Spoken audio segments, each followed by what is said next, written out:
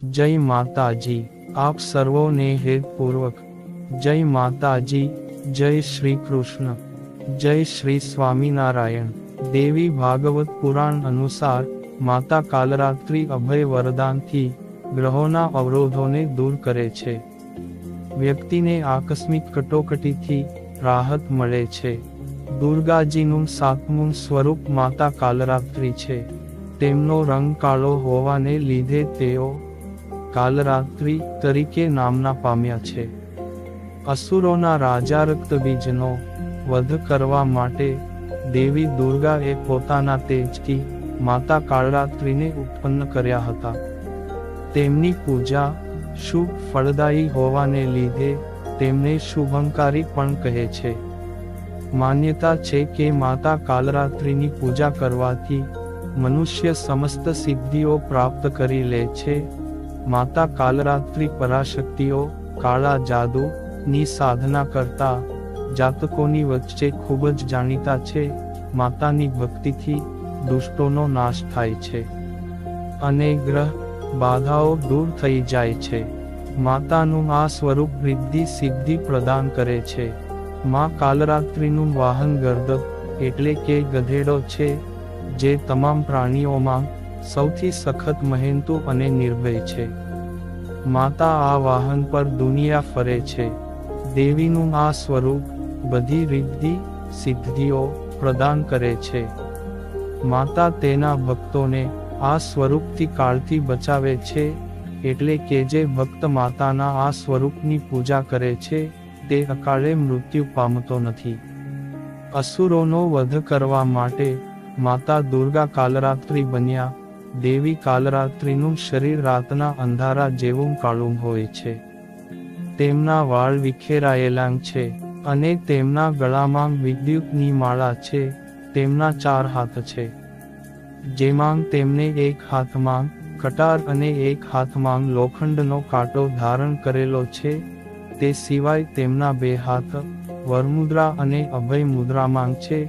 તેમના 3 નેત્ર છે તથા તેમના શ્વાસથી અગ્નિ નીકળતી હોય છે। માતા કાલરાત્રિની ઉત્પત્તિની કથા પ્રમાણે દૈત્ય શુંભ, નિશુંભ અને રક્તબીજે ત્રણેય લોકમાં હાહાકાર મચાવી દીધો હતો। રક્તબીજ ખૂબ જ શક્તિશાળી હતો। તેનો વધ બધા દેવતા મળીને પણ કરી શકતા નહોતા। રક્તબીજે શિવજીને પ્રસન્ન કરીને વરદાન પ્રાપ્ત કર્યું હતું। વરદાન પ્રમાણે જ્યાં અસુરના લોહીના ટીપા પડશે ત્યાં રક્તબીજની જેમ જ શક્તિશાળી દૈત્ય પેદા થઈ જશે। દેવતાઓ સાથે જ્યારે પણ યુદ્ધ થતું ત્યારે કોઈ દેવતાના પ્રહારથી રક્તબીજના શરીરથી લોહી વહેતું તો અનેક રક્તબીજ ઉત્પન્ન થઈ જતા હતા, જેના કારણે દેવતાઓ તેને પરાજિત કરી શકતા નહોતા।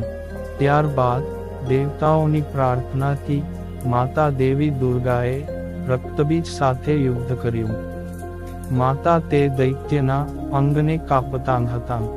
જેવા તે અસુરના લોહીના ટીપા નીચે પડતા તેટલાં જ નવા દૈત્ય ઉત્પન્ન થઈ જતા હતા। ત્યારે દેવીએ ચંડિકાને આદેશ આપ્યો કે હું જ્યારે તે રાક્ષસ ઉપર પ્રહાર કરું ત્યારે તમારે તેના લોહીને પી જવું, જેથી નવા રાક્ષસ ઉત્પન્ન થશે નહીં।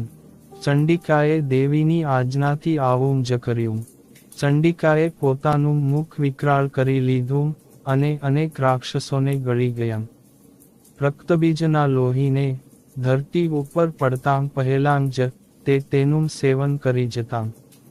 આ રીતે દેવી દુર્ગાએ રક્તબીજનો સંહાર કર્યો હતો। માતાને ગોળનો ભોગ પ્રિય છે। સપ્તમી તિથિના દિવસે માતા ભગવતીની પૂજામાં ગોળનું નૈવેદ્ય અર્પિત કરીને બ્રાહ્મણને આપવું જોઈએ। એમ કરવાથી પુરુષ શોકમુક્ત થઈ શકે છે। નવરાત્રિના 7મા દિવસે માતા કાલરાત્રિની ઉપાસના આ મંત્રથી કરવી જોઈએ। એકવેણી જપાકર્ણપુરા નમના ખરા સ્થિતા લંબોષ્ટી કર્ણિકાકર્ણી તૈલાભ્યક્ત શરીરિણી વામપાદોલ્લસલ્લોહલતાકંઠભૂષણા વર્ધનમૂર્ધધ્વજા। કૃષ્ણા કાલરાત્રિ ભયંકરી માતા કાલરાત્રિનો બીજ મંત્ર ઓમ ઐ હ્રીં ક્લીં કાલરાતે નમઃ. જય માતાજી.